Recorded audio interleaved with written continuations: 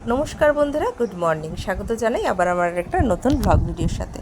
তো আজকের ভিডিওটি হচ্ছে পয়লা বৈশাখের দিন করেছিলাম আমি ভিডিওটা। তো গিয়েছিলাম একটু বেরু করতে ছেলেকে নিয়ে, হাজব্যান্ডকে নিয়ে। তো সেটাই আপনাদের সামনে একটু তুলে ধরার চেষ্টা করলাম। তো পয়লা বৈশাখ মানে বাঙালির একটা আলাদাই অন্যরকম একটা অনুভূতি বলতে পারেন। আর ওই দিন থাকে হালখাতা। তো চলে গিয়েছিলাম হালখাতা সারতে। আমাদের ওখানে সিজি কালেকশান বলে একটা দোকান রয়েছে, স্টেশনার্স দোকান। তো ওখানেই চলে গিয়েছিলাম।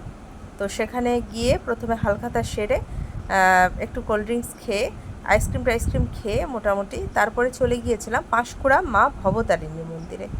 তো এখানে এসে দেখি মা রয়েছেন। আর যেহেতু পয়লা বৈশাখের দিন ছিল, তো একটু ভিড় ছিল। এর আগে নাকি সকাল থেকে নাকি প্রচণ্ড ভিড় ছিল। আমরা গেছি তখন ভিড়টা কমে এসছে, অনেকটা রাত্রি হয়ে গিয়েছিল। আমরা তখন 8:30 বেজে গিয়েছিলো, হ্যাঁ 8টা 8:30 মতো বেজে গিয়েছিলো। আমরা তখন গিয়েছি। তো তখন গিয়ে দেখলাম ওখানে না বিয়েও হয়েছে জানেন। আর ওই যে দেখুন এখনও না আছে, মানে লোকজন বসে রয়েছেন, ওনাদের বিয়ে বাড়ি হবে আর কি, মানে বিয়ে দেবেন, বিয়ে বাড়ি হবে বলছি, বিয়ে দেবেন, ওর জন্য ওনারা অপেক্ষা করছেন। যেহেতু মন্দিরে সবাই এসছেন পুজো দিতে, তো ওখানে পুজোটা আগে হয়ে যাচ্ছে, তারপরে আবার মনে হয় বিয়েটা হবে। যাই হোক, আমরা বিয়ে দেখতে পারিনি, কারণ মাকে দর্শন দিয়ে অনেকটাই রাত্রি হয়ে গিয়েছিল। তো মায়ের দর্শন করে মাকে পুজো দিয়ে তারপরে মায়ের কাছে একটু বসলাম, আমি একটু বসেছিলাম।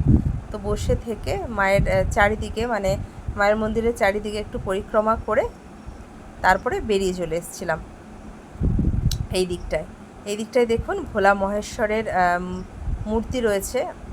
তো পাঁশকুড়া মা ভবতারিণী মন্দিরে যারা এসছেন তারা তো জানেনই যে কতটা সুন্দর আমাদের এই মন্দিরের চারপাশটা দারুণ সুন্দর। আপনারাও একবার আসবেন। তো মন্দির থেকে বেরিয়ে এখানে চলে এসেছিলাম একটু ফুচকা খেতে। পয়লা বৈশাখ বলে কথা, একটু খাওয়া দাওয়া না হলে কি চলে। তারপর এখানে কি একটু স্ন্যাক্সের দোকানে এসেছিলাম ছেলেকে নিয়ে, হাজব্যান্ডকে নিয়ে। তো ওখান থেকে একটু ছেলের পছন্দ মতো স্ন্যাক্স নিয়ে নিলাম। তো স্ন্যাক্স নিয়ে মা ছেলে মিলে একটু সেলফিও তুলে নিলাম। এদিকে এখানেও আবার একটু আইসক্রিম খাওয়া হলো, এই যে দেখুন একটু আইসক্রিম খাওয়া হলো। তো ছেলেও খেলো, আর ছেলের সাথে সাথে আমি কি আর বাদ যাবো বলুন, আমিও খাই, বুঝতে পারলেন। আগে না খুব ব্যথা করতো গলা টলা জানেন, মোটামুটি এখন আর ওই প্রবলেমটা নেই, তবে অ্যালার্জিটা রয়েই গেছে। তো তা বলে কি খাবো না বলুন, আমারও তো খেতে ইচ্ছে করে। যাই হোক, খাওয়া দাওয়া করে ওখান থেকে সব স্ন্যাক্সগুলো পার্সেল করে নিয়ে বাড়িতে চলে এসেছিলাম। বাড়িতে বলতে বাপের বাড়ি চলে গিয়েছিলাম আর কি। তো এখানে দেখুন ছেলে এখানে বার্গার নিয়েছিল, ওইটাই ও কামড় বসাচ্ছে। আর আমরা নিয়ে এসেছিলাম চপ, ভেটকি মাছের চপ।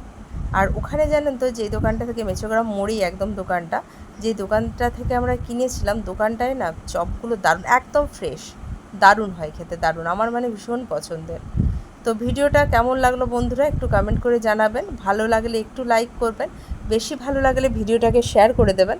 আর আমার চ্যানেলটাকে ফলো দিয়ে সাবস্ক্রাইব করে আমার একটু পাশে থাকবেন। আর আপনারা ভালো থাকবেন, সুস্থ থাকবেন। আর একটা কথা না বললেই নয়, এত অল্প সময়ে আপনারা যে আমাকে এত ভালোবাসা দিচ্ছেন, এজন্য অসংখ্য ধন্যবাদ। আমার এই রোজকার দৈনন্দিন জীবনযাপন, আমি তো খুব একজন সাধারণ গৃহবধূ বলতেই পারেন। তো আমার যে এই ভিডিওগুলো আপনাদের ভালো লাগছে, এর জন্য অসংখ্য ধন্যবাদ আপনাদের।